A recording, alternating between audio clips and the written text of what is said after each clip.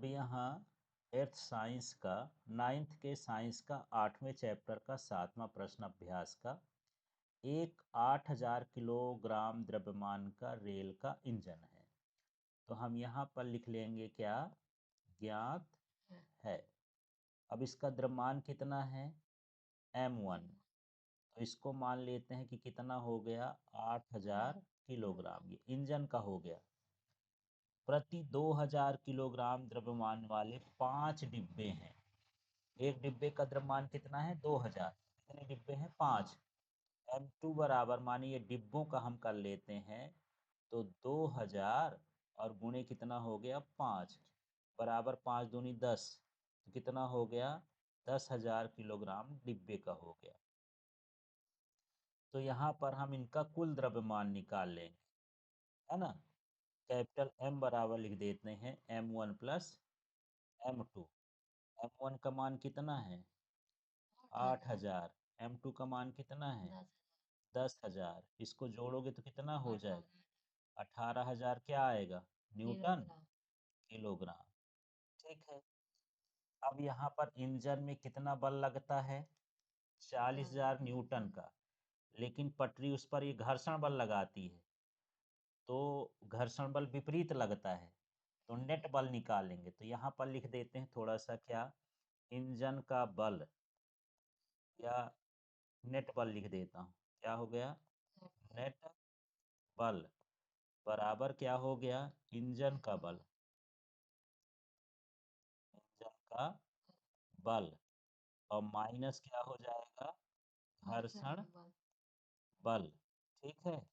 तो इंजन का बल कितना है, 40,000, माइनस घर्षण बल कितना है, 5,000 है। तो उस पर कितना बल लग रहा है, ओरिजिनल में 35,000 न्यूटन का बल उसमें लग रहा है। तो ये हमको मिल गया ए नेट त्वरण बल। इसका नाम क्या हो गया, ए नंबर का ये नेट त्वरण बल हो गया। अब इसी तरह से बी नंबर का बल करते हैं, रेल का त्वरण पूछा है। तो F इक्वल टू क्या हो जाएगा, m इंटू ए, है ना। माने नेट बल है ये, F का मतलब क्या है, ये नेट बल। ये F बराबर इसको कर लेते हैं नेट बल। ठीक है, F का मान आ गया। अब यहाँ मान रख देते हैं, F का मान कितना है, 35,000। M का मान कितना है, ये 18,000। तो 18,000 हो गया, और इंटू में क्या हो गया, A। तो यहाँ इंटू में A कर दिए। तो यहाँ पर ये इस तरह से A बराबर कितना हो जाएगा, 35,000 बटे में क्या हो गया, 18,000। इसको शून्य शून्य काट दिए, शून्य काट दिए, शून्य काट दिए, शून्य काट दिए। 18 दूनी तो 36 होता है। एक बार जाएगा, 18 एक कम 18, और घटाओगे तो 17 आ जाएगा। कितना आ जाएगा, 17। तो 18 नंया क्या होता है, ऐसे 154 हो जाएगा, 162 वगैरह होगा ना। तो 1.9 मीटर प्रति सेकेंड स्क्वायर इसका मान हो जाएगा त्वरण का। अब यहाँ हमारे पास 8वां प्रश्न है।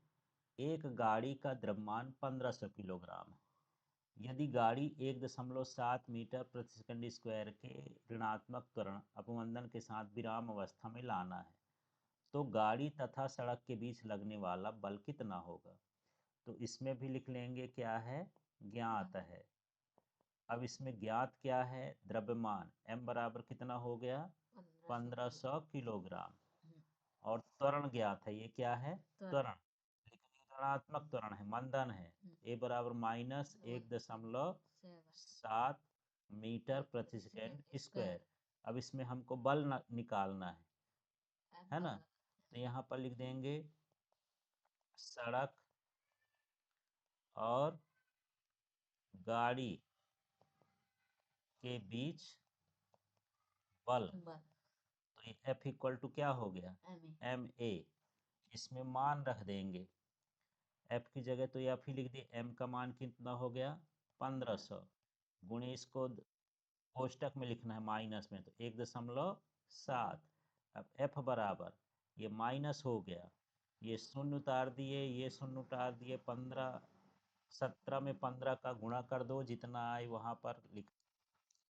तो जब 17 का गुणा करेंगे तो 17 पन्ना शून्य शून्य उतार दिए, 17 पन्ना 85 की 5, 17 एकम 17 8 25, ये 25 हो गया, माइनस 2550.1 अंक बाद लगा देंगे तो ये हो गया। माने बल जो है माइनस 2550 न्यूटन बल लगेगा। अब यहाँ 9वां प्रश्न है, किसी m द्रव्यमान की वस्तु में जिसका वेग v है उसका संवेग होगा, क्या होगा? हाँ, तो संवेग होता है द्रव्यमान गुणे वेग, तो इसका सही विकल्प क्या हो गया? mv हो गया।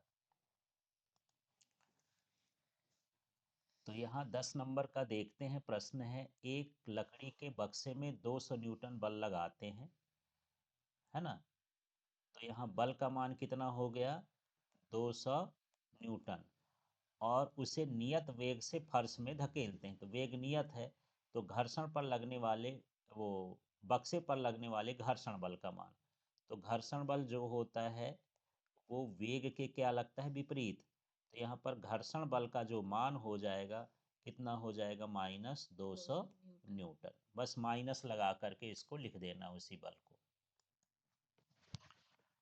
अब यहाँ पर 11वां प्रश्न है, गति के तृतीय नियम के अनुसार जब वस्तु को धक्का देते हैं तो वस्तु उतने ही बल के साथ हमें विपरीत दिशा में धक्का देती है। हम पढ़े कि प्रत्येक क्रिया की बराबर और विपरीत प्रतिक्रिया होती है।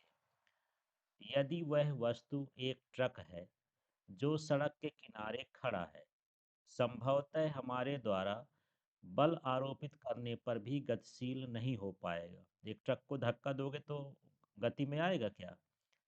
एक विद्यार्थी से सही साबित करते हुए कहता है कि दोनों बल विपरीत और बराबर हैं, जो एक दूसरे को निरस्त कर देते हैं।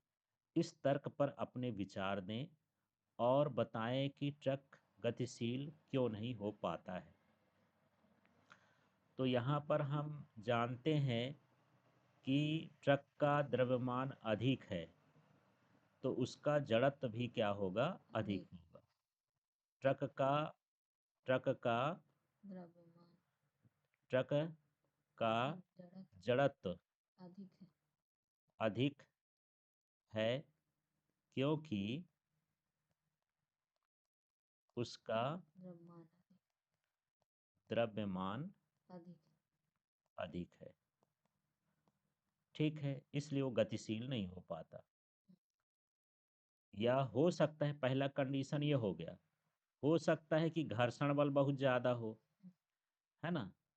तो घर्षण बल का मान अधिक हो सकता है, जो लड़का बल लगा रहा है उस, ठीक है, घर्षण बल का मान अधिक हो सकता है, इसलिए वो गतिशील ना होता होगा। पहला कारण ये हो गया कि उसका द्रव्यमान अधिक है, तो जड़त्व अधिक है, इसलिए वो गतिशील नहीं हो पाता। दूसरा ये है कि घर्षण बल का मान अधिक है ना, तो वो गतिशील नहीं हो सकता। इसमें ये पूछता है कि वो लड़का जब बराबर और विपरीत बल लगाता होगा क्या, तो न्यूटन का जो तृतीय नियम है वो पालन करता होगा। न्यूटन के तृतीय नियम का पालन होता है, ठीक है, पर गतिशील नहीं हो पाती। बल का मान कम लगाएगा लड़का तो उसके विपरीत भी बल कैसा लगेगा? कम ही लगेगा। ठीक है, तो ये 3 स्थितियां इसमें हम बता सकते हैं।